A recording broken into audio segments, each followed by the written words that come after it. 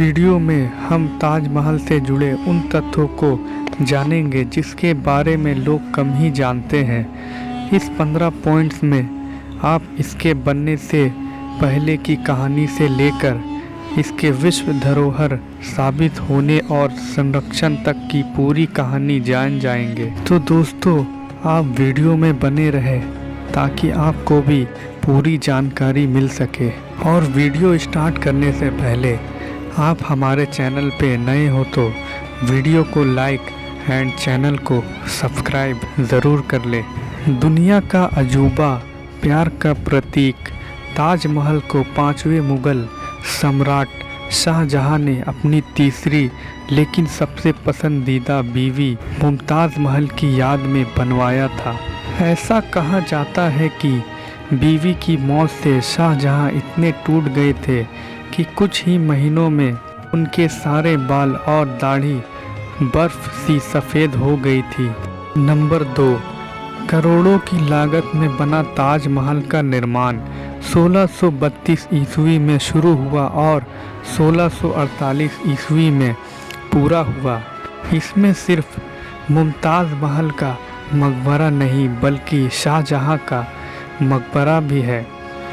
उस समय इसके निर्माण की लागत लगभग 3.2 करोड़ रुपए आंकी गई थी।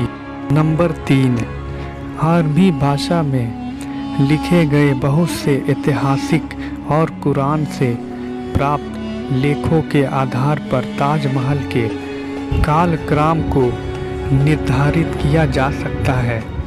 इसके निर्माण के लिए राजमिस्त्री, पत्थर काटने वाले, जड़ने वाले, बढ़ाई चित्रकार, सुलेखक, गुंबद बनाने वाले और अन्य कारीगर पूरे मुग़ल साम्राज्य, मध्य एशिया और ईरान से लाए गए थे। इसके मुख्य वास्तुकार उस्ताद अहमद लाहौरी थे। ऐतिहासिक दस्तावेज़ों के मुताबिक इसे लगभग 20,000 कारीगरों ने मिलकर बनाया था। नंबर 4, ताजमहल एक बड़ा सफ़ेद गुंबददार मकबरा है जो हर कोने पर 4 लंबी मीनारों से घिरा हुआ है। इसका बाहरी भाग सफ़ेद संगमरमर से बना है। मुख्य भवन में शाहजहां और मुमताज़ महल की याद में 2 कब्रें बनाए गए हैं। ऊपरी हिस्से में बने कब्रें केवल नकल मात्र है, जबकि असली कब्रें इमारत के निचले हिस्से में मौजूद है। नंबर 5, ताजमहल में मकबरों के चारों ओर जो सुंदर जाली है उनमें बहुमूल्य पत्थर जड़े हुए हैं। ताजमहल के दोनों और लाल बलुआ पत्थर से बने 2 इमारतें हैं, एक मस्जिद और एक सभा हॉल है। ताजमहल के परिसर में बगीचे भी है और एक लंबा खूबसूरती से डिज़ाइन किया गया पुल भी है। नंबर 6, किंवदंतियों के अनुसार मुमताज़ महल ने शाहजहां से 4 चीज़ों का दावा किया था।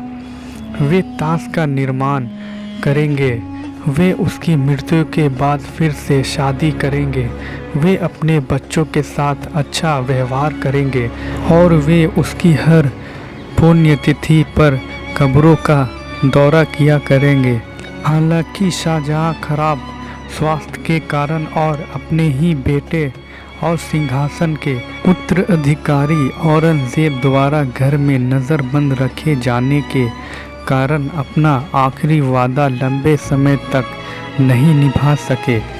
एक और किंवदंती भी है, जब बीमार शाहजहां को औरंगजेब ने कैद कर लिया था तो वे अपने सामने की दीवार में लगे हीरे के माध्यम से अपने बिस्तर पर लेटे लेटे ताजमहल को देखा करते थे।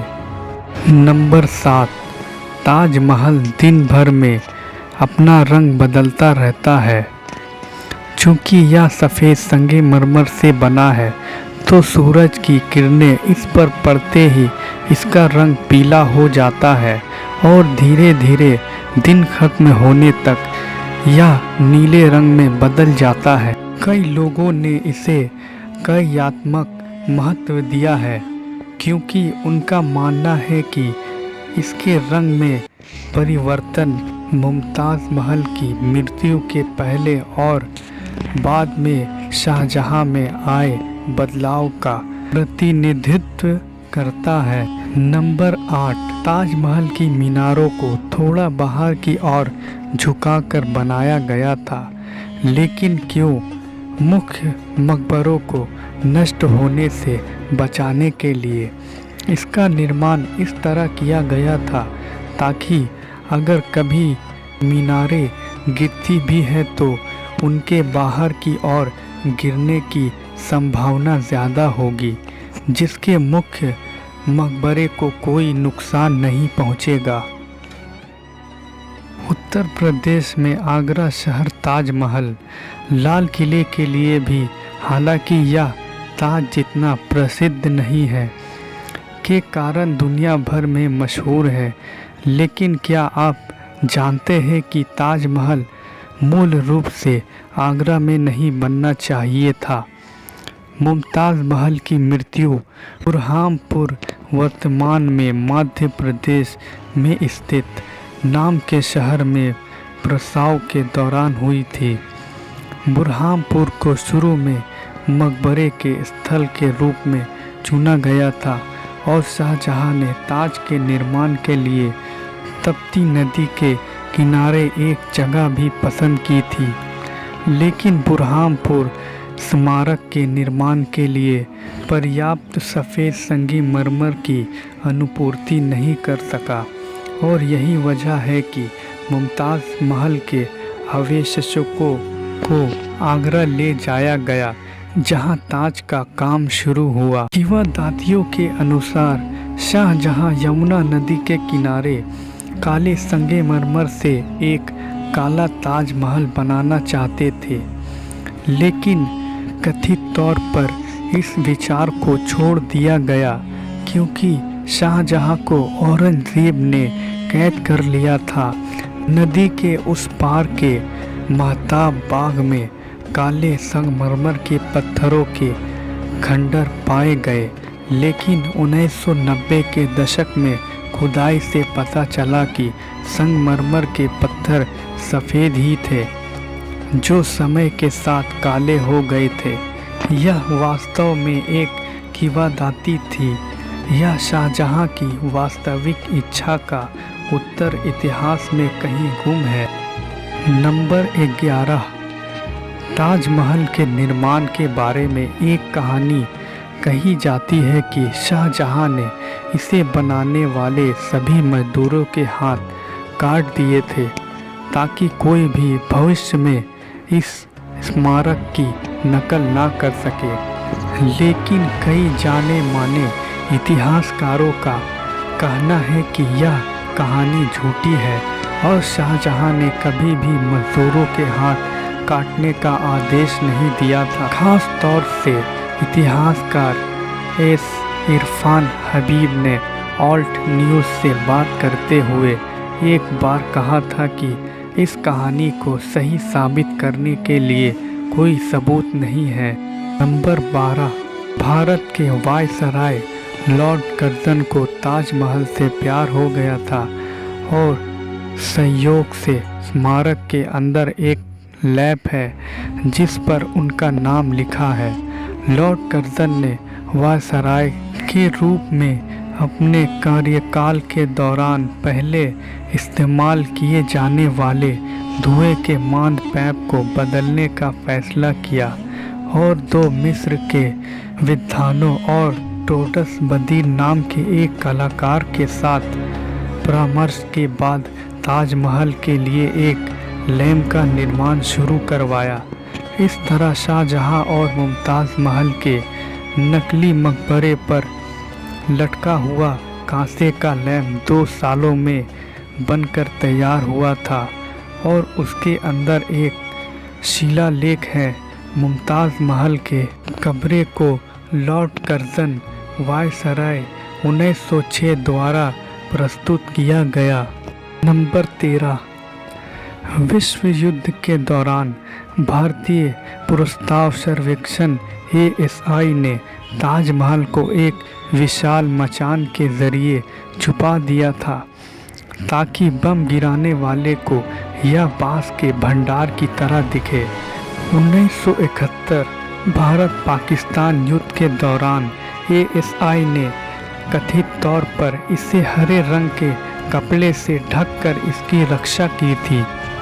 नंबर 14, ताजमहल में जड़ने के लिए 28 तरह के दुर्लभ बेशकीमती पत्थरों का इस्तेमाल किया गया है और उन्हें श्रीलंका, तिब्बत, चीन और भारत के कई स्थानों से लाया गया था। ब्रिटिश शासन के दौरान इस पत्थरों के कारण स्मारक को कई बार नुकसान पहुंचाया गया और 19वीं शताब्दी के अंत में ही इसके जीर्णोद्धार का काम शुरू हुआ। ताजमहल परिसर का मुख्य द्वार प्रांगण की दक्षिणी दीवार के मध्य में है। यह उत्तर की ओर डबल आर्किटेक्ट गैलरी से घिरा हुआ है। गैलरी के सामने के बगीचे को 2 मुख्य पैदल मार्गों द्वारा 4 हिस्सों में विभाजित किया गया है और प्रत्येक हिस्सा दीवार वाले बागीचे की मूर्ति फारसी योजना पर सांकरे क्रॉस अक्षीय पैदल मार्गों द्वारा उप विभाजित है। ताजमहल को 1983 में यूनेस्को की विश्व धरोहर स्थल के रूप में नामित किया गया था और इसे मुगल वास्तुकला का प्रमुख उदाहरण माना जाता है। हर साल 10 लाख से ज़्यादा पर्यटन ताजमहल देखने आते हैं और 2007 में इसे विश्व के नए 7 अजूबों में शामिल कर लिया गया था। दोस्तों, अगर आपको वीडियो पसंद आई हो तो वीडियो को लाइक एंड चैनल को सब्सक्राइब ज़रूर करें और अगली वीडियो आप कौन सी टॉपिक में देखना पसंद करेंगे वो टॉपिक आप हमें कमेंट करके ज़रूर बताएं। मिलते हैं आपसे अगले वीडियो में।